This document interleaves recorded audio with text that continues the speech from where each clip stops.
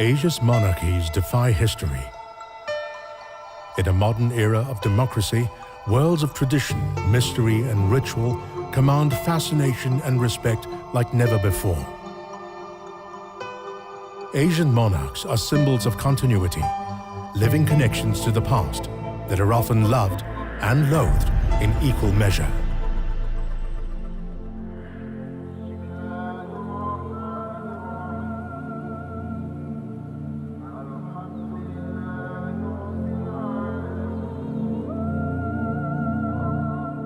On the northern coast of the world's third biggest island, Borneo, there lies one of the world's smallest kingdoms. Brunei owes its extraordinary existence to the fact that it's had a sultan as a monarch for the last 600 years. However, unlike the rest of Asia and most of the world, Brunei remains an absolute monarchy, where the sultan is head of state, as well as head of the government. The sultan is seen as divine. Even his own cabinet ministers revere him. Brunei is known throughout the world not only for its sultan, but also for its oil. The royal family has become astronomically wealthy and has shared that wealth amongst the small population. But in Brunei, you're not supposed to discuss it. Talking about wealth, Brunei's money is a taboo in this country. It's constitutionally banned. The monarch has a grip over his people like nowhere else in Asia. It's a system that is hard to understand from a westernized democratic perspective. That kind of system suits Brunei. Whether Brunei under the Sultan is a friend of British values is, I think, a rather different question. But is the system sustainable? What happens to the Sultan and to Brunei when the oil runs out? And can this tiny state resist democracy when so many of its neighbors have embraced it?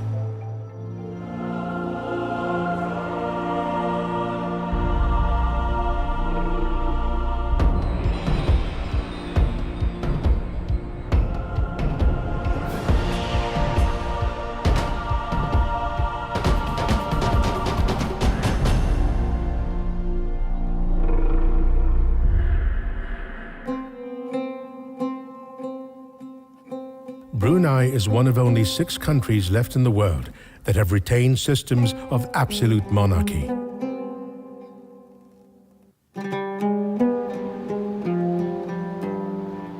Power is centralized and hierarchical. Political parties and elections almost non-existent.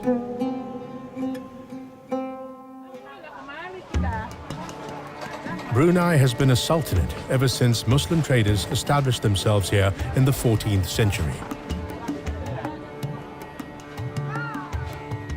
His Majesty Sultan Hassanal Bolkiah Musaidin Wadawla is Brunei's 29th sovereign.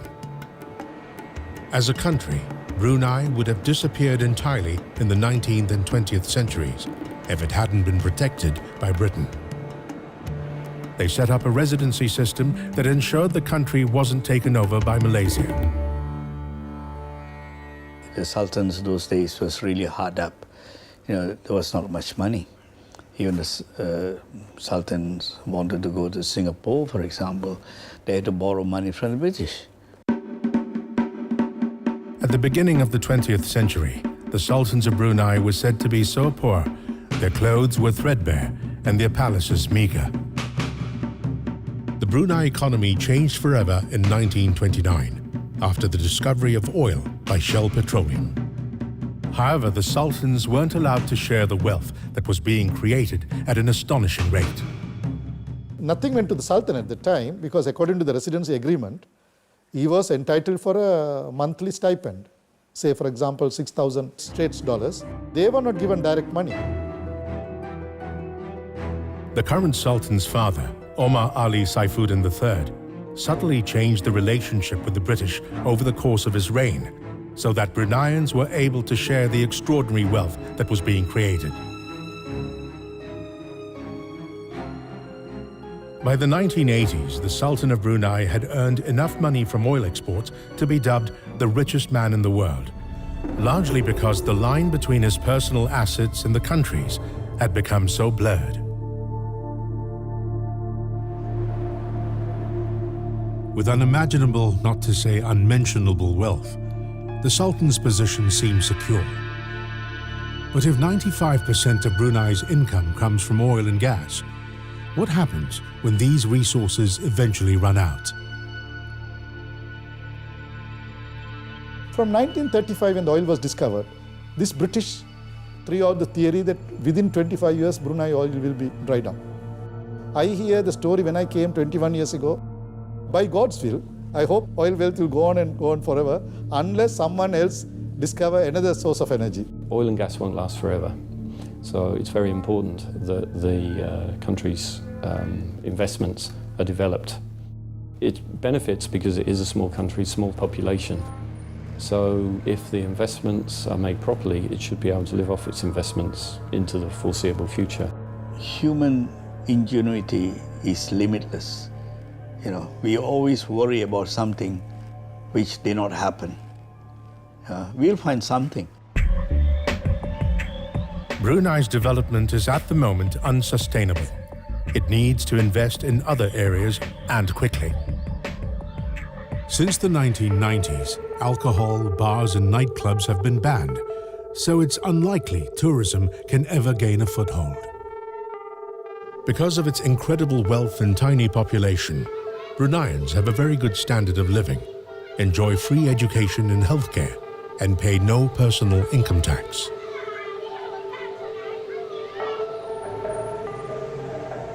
The average household has 3 cars, so very few people ask questions of their sultan or the future. They're enjoying their present situation too much. It's an oasis of calm. Many people like to be in Brunei, like to work in Brunei, because it is a calm place. It's a very friendly and welcoming place. It hasn't suffered excesses of many of the other states. Because life is so good, the Sultan and the royal family are genuinely loved by most people in Brunei. What made the royal family of Brunei very, very popular, I think for obvious reason, is that they're being human, or they're being themselves. And if you look around, when the royal family move about in Brunei, there is minimum security that shows how safe and how well loved they are. And that is why the closeness of the people and the Sultan is really very evident. The question is, how has the Sultan of Brunei survived as the last absolute monarch in Asia, where power is completely centralized in his hands? To understand his preeminent position, one has to examine the history of Brunei's sultans and the seminal events of 1962, when an armed rebellion almost overthrew the monarchy.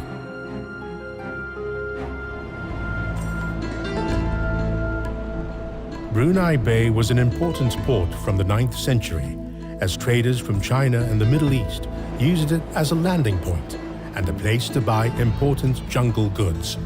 The history of Southeast Asia is, in its earlier centuries, based upon what we call thalassocracies. These are kingdoms of the sea, if you like, not control of the land, but the control of trade routes and of the more desirable objects of trade.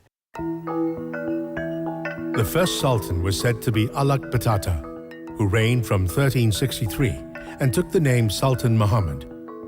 He married into the royal family of Johor and embraced Islam. At the time, as still exists today, Bruneians lived on the sea in water villages to escape the stifling heat of dry land.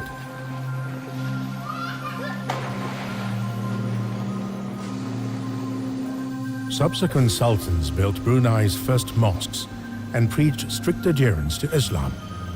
The sultans were revered by the people. It becomes almost an act of sacrilege to criticize the Sultan in a situation, because he has got this aura about him, which I think has been handed down to the generations. His support is reinforced by the palaces and by the wealth and by all the prestige objects and all the ceremony that goes with it. During the 15th and 16th centuries, through warfare and trade, Brunei built an empire that covered Borneo and parts of southern Philippines. There were two famous kings, Sultan Bolkiah. He was known as Nakoda Ragam, the man who goes on the boat singing. And he, plus the ninth Sultan, Sultan Hassan, they were the people who actually known in Brunei history for having caused this expansion. From the 16th century, Brunei's history became dominated by the arrival of European seafarers. First the Portuguese, then Spanish, and finally the British. We have a positive evidence by Anthony Pigafetta, who was in Magellan's fleet, Italian, who came to Brunei, and he left a very vivid account. And he speaks about Brunei people drinking in golden cup and wearing a very expensive gown. And plus, he was treated for 54-course meal. Brunei reached this opulence mostly through trading means. It was the importance of establishing and maintaining the spice trade that made the country a tactically important place for the Europeans. While the Spanish failed to overrun Brunei, the British arrived in the 18th century looking to get a foothold in the bay to keep their trade routes open. By this time, Brunei's empire was in decline. Brunei's sultans found themselves sandwiched between competing and expanding interests on Borneo. After a succession crisis in 1828, Omar Ali Saifuddin II became the 21st Sultan of Brunei. He executed members of his own family who had claimed the throne. But it was the British he needed to be more concerned about. The British presence began to be felt not as a result of British government interest at first, but because of James Brooke, who was an adventurer, a freebooter, who came and made a deal with a Brunei aristocrat to take control over Kuching, which later became the nucleus of his kingdom to be of Sarawak. In 1842, James Brooke became governor of the British colony of Sarawak, west of Brunei. And for the next 100 years, Brunei's history was dominated by the Brooke family, who became known as the White Rajas. Brunei was on the point of disappearing when the Raja Brooke was very active. Coupled with the mismanagement of Brunei, it was shrinking. There was a lot of corruption and ineptitude, which made the people turn against the rulers. So Raja Brooke was welcomed as a savior. By this time, the British had established a diplomatic link with Brunei, and the British felt that it was not in their interest, perhaps, to allow James to actually take over entirely, but also they felt it was a matter of honour to protect Brunei from further loss of territory. Brunei was in danger of disappearing off the map altogether. Charles Brooke, nephew of James and now a renegade Raja, sailed up the Limbang River in Brunei and claimed the territory as his own. Yeah, his ultimate aim, once he started, he got the taste of it. He wanted one day to finish off Brunei and bring it under his rule. In 1888, Sultan Hashim signed a protectorate agreement with Britain that ensured Brunei would continue to exist, however small. The sultans those days was really hard up. There was not much money. I think they welcomed the presence of the British as a stabilizing force at that time. To establish what was to be done with Brunei, the British sent an envoy, Malcolm MacArthur, to write a report on the governance of Brunei and how the territory could be maintained. He wrote a report, interesting report in 1904 called MacArthur Report. He had two options. He argued Brunei, of course, can be taken over by Sarawak. But he said doing that will be a great travesty of justice because like England, Brunei is also under ancient monarchy. So it's not fair to snuff out that monarchy. Second reason, his problem was that Brunei was so poverty-ridden at the time that it's very hard to maintain it. So that's another reason why Brunei should be handed over to Sarawak. MacArthur won a lot of friends in Brunei with his sensitivity to the sultans and their position in society. However, he called impoverished Brunei a collection of ruinous hovels, where even Sultan Hashim wore threadbare clothes and had fallen through the floorboards of his palace on stilts. MacArthur's mission was to find out just basically what to do with Brunei. Honour required that the Sultan be well treated and respected. There was some feeling that the Brooks were too grasping and perhaps in the long run unpredictable. He wanted to preserve the remaining part of Brunei, provided that Britain can impose a kind of hegemony over Brunei, not by direct rule, by a form of indirect rule, where they appointed a British resident who was the advisor to the Sultan. But the real powers were in the hands of the British resident. So that was how Brunei was saved. In my writings, I say MacArthur was the real savior of Brunei. The British had already established a successful residential system in the Federated Malay States. Having resisted the temptation of selling off Brunei to Charles Brooke, Sultan Hashim died in 1906, having saved his beloved kingdom. MacArthur became the first resident and set about creating a new system of government and taxation, whilst the Sultan was left in charge of religious affairs. The resident takes over all the strings of the administration. He becomes the governor in effect. And the Sultan, usually under these treaties, the Sultan had to accept all his so-called advice, whatever he advised, which meant really the Sultan had lost his autonomy. The British established themselves at the House of 12 Roofs, a building disused since 1984 when the British left. Today, it is a poignant reminder of Brunei's recent colonial past. Due to the death of his father, Jamalul Alam, in 1924, Ahmad Tajuddin became Sultan of Brunei at the age of just 11. With a minor on the throne, it was no surprise that the British were making most of the decisions for the country. The British effectively modernized Brunei, but compared with the rest of Asia, the country was relatively poor. This was about to change dramatically. Shell's discovery of oil in 1929 meant the country's roads, railways, and housing were built at an incredible rate. By 1936, the country's debts had been paid off. From nowhere, Brunei became the third biggest oil exporter in the Commonwealth. But Sultan Tajuddin wasn't personally seeing any of the oil money. Nothing went to the Sultan at the time because according to the residency agreement, he was entitled for a monthly stipend. Say, for example, 6,000 Straits dollars. They were not given direct money, and only some profits, 20 to 30% was passed on, and the profits were not directly passed to the royalty. It was kept separate accounts, managed by the resident and his assistant. Until 1950, the Sultans of Brunei played second fiddle to the British residents. All this changed when Tajuddin's half-brother, Omar Ali Saifuddin III, acceded to the throne.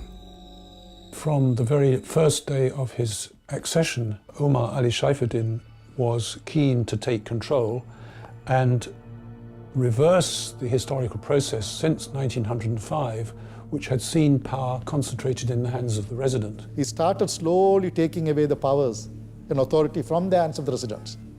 And he knew the power of Brunei at that time. And he did not want the British to completely dictate terms to him as far as money is concerned. Brunei's oil revenues were growing at a staggering rate, from $1 million in 1946 to $30 million by 1959. With some of this wealth, Omar Ali built a majestic mosque named after himself, which is still the most magnificent building in the country. Its main dome is said to be made from real gold. The 1950s saw the development of nationalist and democratic feelings in Brunei. The British were keen for Brunei to join neighbouring Sabah and Sarawak in the newly formed Malaysia. They didn't want to leave behind an anachronism, an absolute monarchy in the midst of Southeast Asia, which, for one thing, the British thought would be very vulnerable to communist takeover. Sultan Omar Ali was offered an inducement by the new Prime Minister of Malaysia. Tunku Abdul Rahman came around and said, I'm going to make you the king of Malaysia. If you join Malaysia, who wouldn't want to be? You know, you preside over the rest of the sultans, and why not? I think he was quite persuaded to join Malaysia on those terms. Yeah, but then Tunku Abdul Rahman went back to Malaya and consulted the rulers. And the rulers said, "No way, man." In the late 1950s, the Brunei People's Party had formed under the leadership of Ahmad Azahari, a radical who was pushing the British and the Sultan to hold elections and form a constitutional monarchy. Azahari wanted to go too fast. Basically, Sir Omar Ali Saifuddin was sympathetic, but at the same time, he was a practical man. He still wanted to make sure that Brunei's future will be safeguarded, the wealth won't be squandered. In 1961, the Sultan finally agreed to elections, and Azahari's People's Party won 54 out of the 55 seats to the Legislative Council. When they won the landslide, the question then was, should the council, the Legislative Assembly, be convened in order to allow them to pass an anti-Malaysia resolution? So when finally, after weeks and weeks of tension, the date for the first Legislative Assembly meeting was fixed, it was then postponed. The resolution that they were going to talk about was not allowed, and it appeared to the People's Party that the Sultan and the Resident were responsible for refusing to allow this anti-Malaysia resolution to be and Borneo also peace-loving. For Azahari, who believed he had the support of Indonesia behind him, it was the final straw. Well, from the beginning I was against the Federation of Malaysia, because this is not actually a federation. This is a transfer of power from one colonial power to another. We are not rebels actually, but we are independent lovers and freedom lovers and adhere of the principle of democracy. On December 8, 1962, to everyone's surprise, Azahari declared independence for Brunei and led an armed rebellion against the Sultan. No one had seen it coming. I sent out a small piece saying the rebellion had broken out in Brunei to Reuters. See, they came back and say again, please. The British moved quickly to mobilize their Gurkhas and Royal Commandos stationed in Singapore. Suddenly somebody rolled up in a Land Rover and said, back to camp, we fly at dawn, Brunei's been invaded by the rebels, we've got to go and liberate the town. It's a mystery why the rebellion broke out. Azahari, until his death, did not acknowledge the fact that he was the cause of the rebellion. He said this was engineered by some other factors in order to suppress him. What I can tell you is that so deep was the corruption there that I saw it, so bad was the governance, that although I was a British soldier serving my Queen and serving my flag in countering the rebels and recapturing Brunei, I was very conscious even at that age that if I had been a Bruneian there, I'd have been with the rebels. Armed revolt was a cock-up, really. It was ill-advised timing. It broke up and they were not organized, they didn't know where to go, what to do, and it was a complete chaos. The following morning we did the assaults on Limbang, in which 5 of my colleagues were killed and 5 were wounded, and I did the assault on Laos in the 5th Division of Sarawak. And we went off to rescue, in inverted commas, the district officer and found that he was a rather large gin-sodden man with I like to think of him with a pink gin in his hand, but I think he only had a Webley revolver, who had in fact been surrounded by the rebels threatening his life, and he'd gone out and said, "I am the representative of Her Majesty the Queen, surrender," and they all did.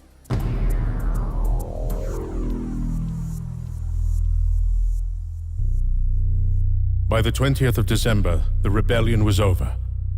The Sultan declared a state of emergency, something that surprisingly still exists today.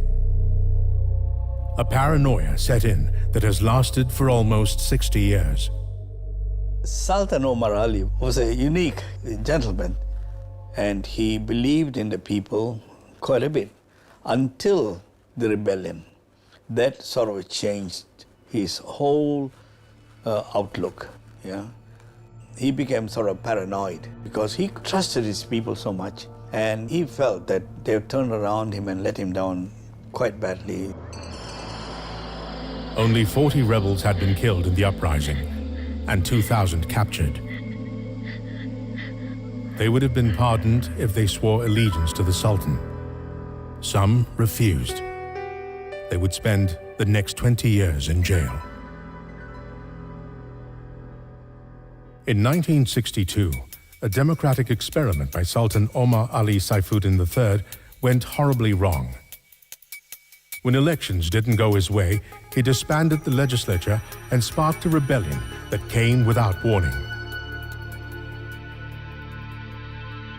In just 12 days, the uprising had been quashed.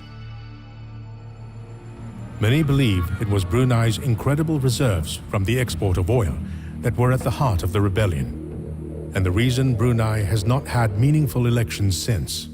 At that time, I mean, people of Brunei were all, many of them were taxi drivers and laborers, and how could you give democracy? How could you hold elections? How could you give power to these people? They would have made a mess of it. They already made a mess of the rebellion. Now, you're talking about $19 billion. I admire the Sultan because, I mean, if I had this kind of money at my beck and call, I would go crazy most probably. In the mid-1960s, the British government was urging the Sultan to introduce elections and allow Brunei to become independent. The British wanted the Sultan to move forward to self-government, but it had to be democratic self-government. They wanted him to become a constitutional monarch. The Sultan, however, was reticent.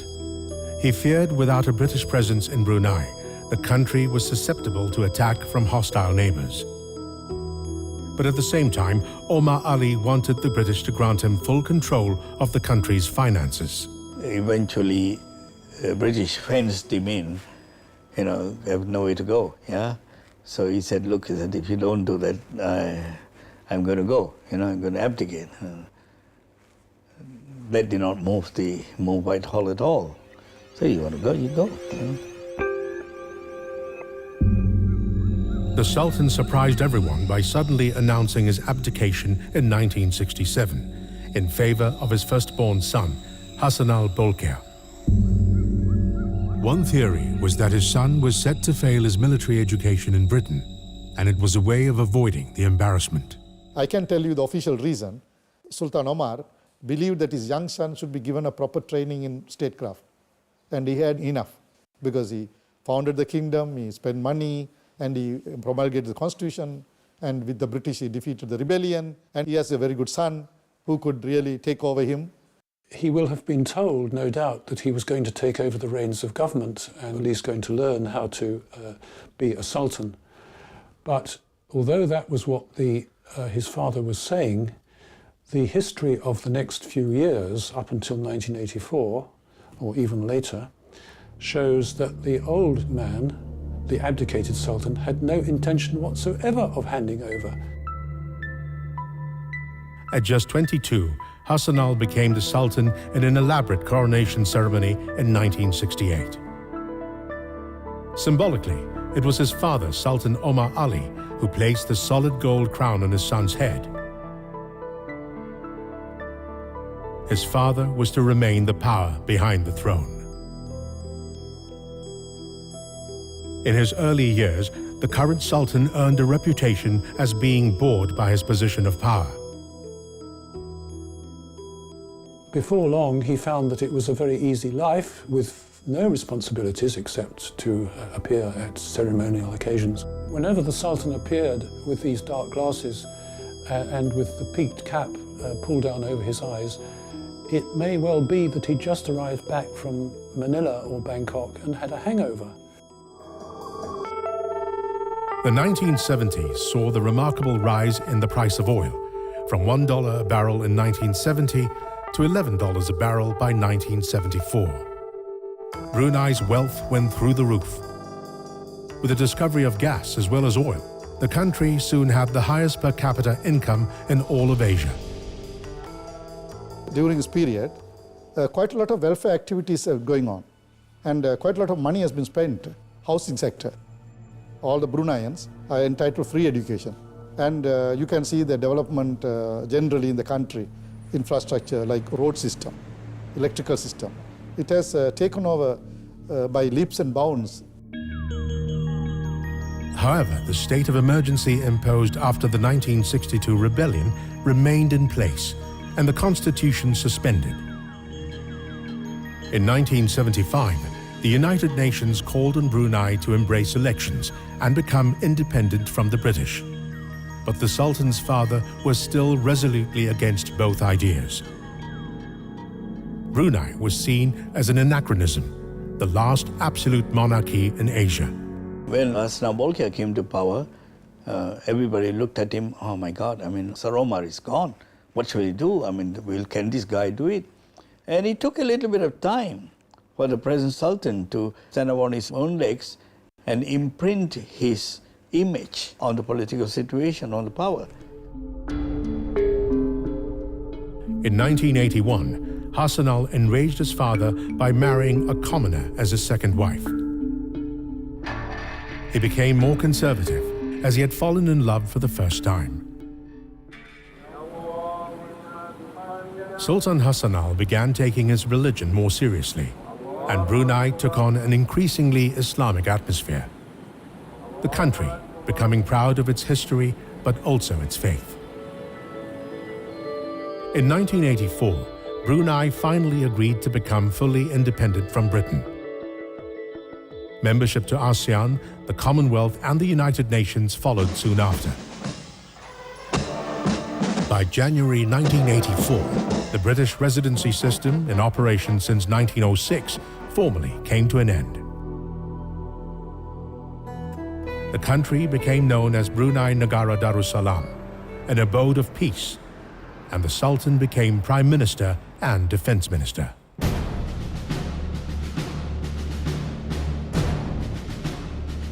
His brothers occupied the other positions of power. The royal family now had complete control of the country. They became untouchable. With independence in 1984, Sultan Hassanal Bolkiah assumed complete control of Brunei.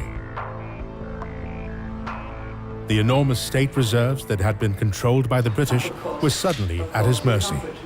The question for the Sultan and his family was how to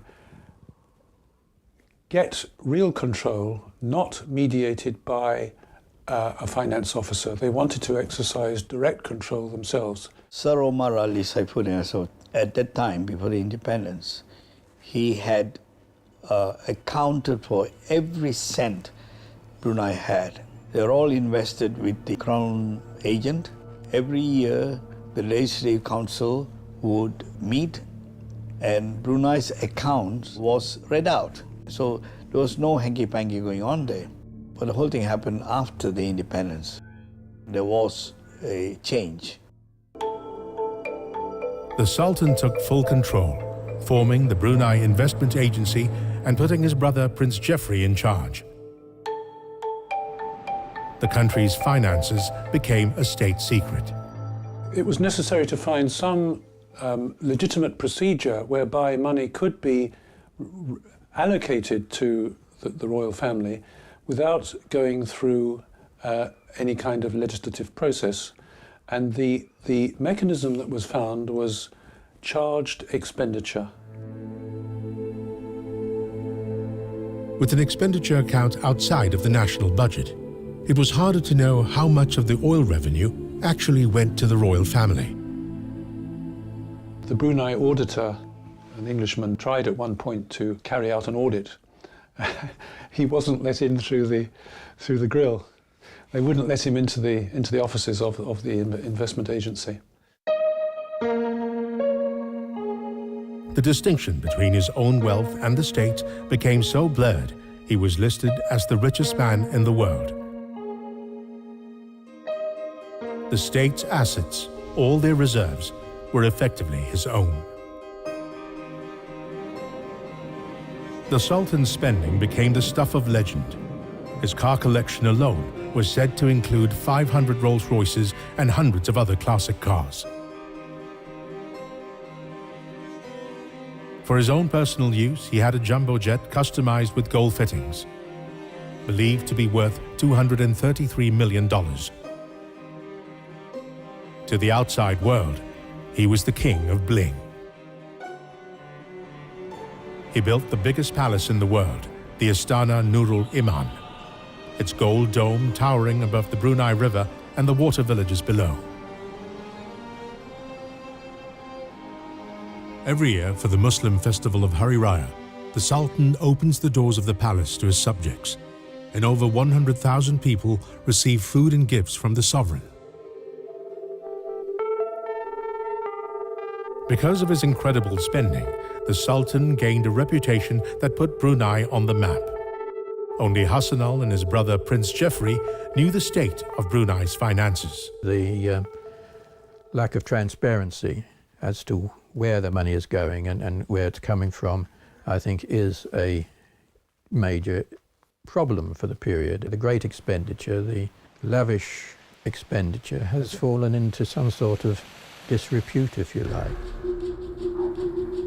Discussing money and how much money the Sultan has became a no-go subject. Talking about wealth, Brunei's money is a taboo in this country. It's constitutionally banned. The centralized financial system set up after independence was open to abuse. But the Sultan could have never imagined it would later be his own brother who would be accused of stealing from state coffers.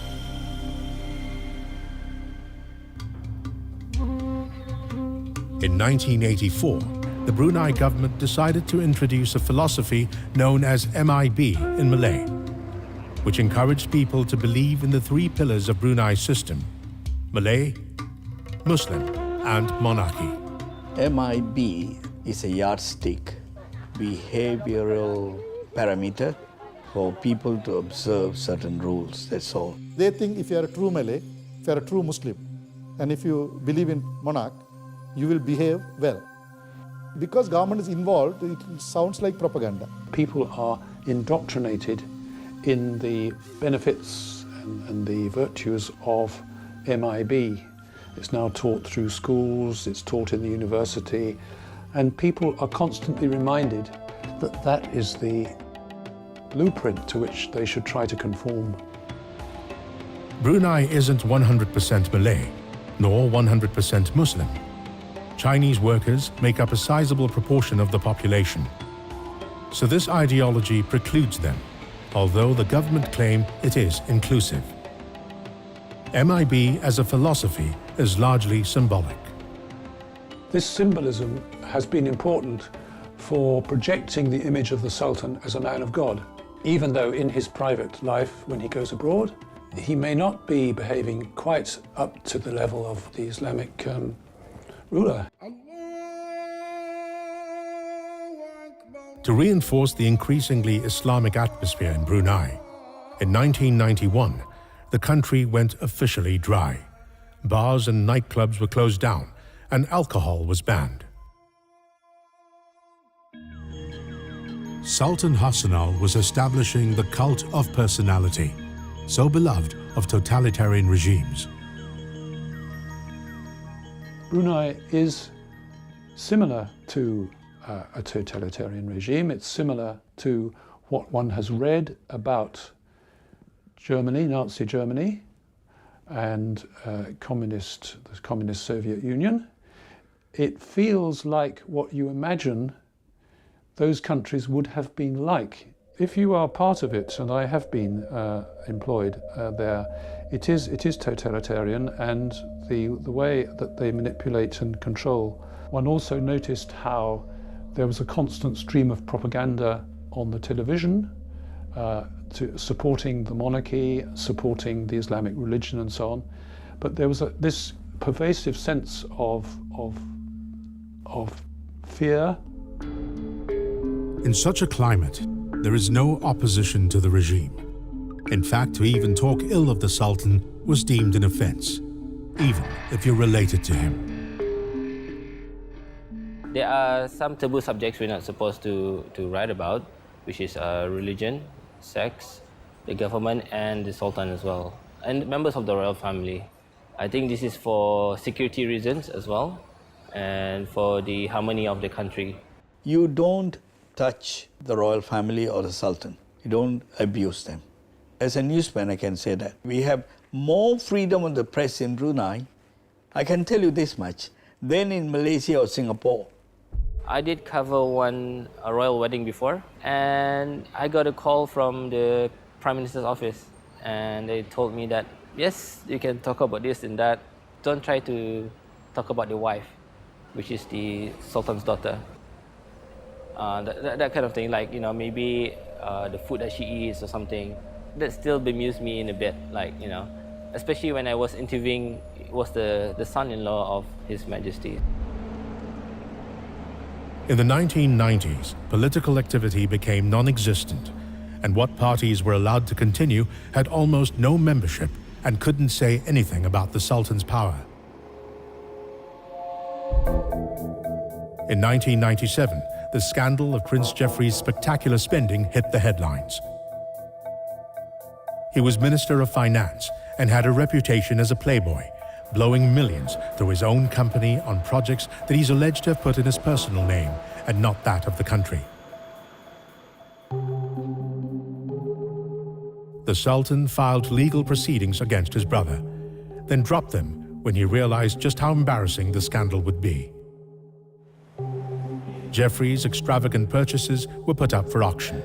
I'll be on 2,400, 2,400, 2,000 pounds. 531. Prince Jefri's two most famous projects were built next door to each other. When it first opened, Jerudong Park attracted upwards of 5,000 people every day. Now it's been left to decay, and on average, less than 200 people visit daily. The second project was one of the world's most expensive hotels, the $1 billion 600-room Empire, with real gold leaf lining the walls and suites costing up to $14,000 a night. It was said to be a project which would need to be filled nightly for something like 100 years in order to pay back the investment. It was a hotel, and Brunei hasn't got a very lively tourist trade, and most of the tourists who come would not be able to afford to stay in a hotel like that. Like Jerudong, the empire is barely used and has created a vast black hole in Brunei's finances. Brunei is littered with projects began by Prince Jefri and never completed. He was so ambitious. And what's happening in Dubai now, it also happened in a small way in Brunei, because Prince Jefri started to build a lot of palaces, a lot of flats and a lot of dream buildings, which was useless for Brunei. He was accused by the Sultan of embezzling $15 billion from the country's accounts. The scandals relating to the use of money in the past weakened the prestige of the monarchy. Prince Jefri described himself as the fall guy for his family's excesses. I'm sure the Sultan felt deeply betrayed by Jefri, and he must have realized that he, the Sultan, had a sort of character flaw, that he had been too trusting. He trusted international opportunists such as Khashoggi, El Fayed, but it had never damaged him. However, in the case of his own brother, I think he was really made to realise how careless and over-trusting he had been, and I think it must have had a deep effect on him. Brunei suffered in the Asian economic downturn of the late 90s. From being a country with incredible reserves and a budget surplus, it suddenly found itself dangerously low on funds. The era of super spending came to an end. The Sultan became much more circumspect about money. He also took over from his brother as Minister of Finance, unable to trust anyone else with the state funds. We should go back to more transparency where Brunei's wealth is concerned. We must know where the money is going, where it's being invested, what is being done. And unless we do that, there's going to be problems like Prince Jefri misusing the funds. In 2004, the Sultan declared himself infallible and immune from prosecution. Freed of Brunei's colonial masters, today his grip on power knows no bounds. Brunei has been very good to Britain. We're doing a lot of work to help and support their armed forces.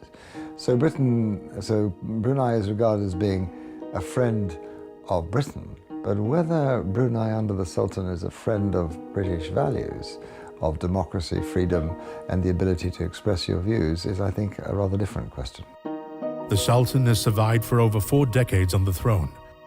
Many can't imagine a day when he won't be around. His Majesty is a father, a leader, a friend, and most importantly, a Bruneian. So His Majesty is all of that, So whatever the people feel, he can also feel it. What he has done for the country, I'm really impressed, and sometimes I wish that he stays longer as a Sultan for as long as possible as well. And mind you, he's been running the country for 40 years. And I'm always impressed that, the international relationship that he has with other countries is very strong. In recent interviews, the Sultan has admitted that the current system of absolute control can't go on forever. He knows that things must change. And he said, when the time comes, I will change as well. I think that there will be some steps towards a constitutional monarchy in due course. There has to be some public participation in government. For the moment, the last absolute monarchy in Asia appears secure. Its people content to keep things just as they are.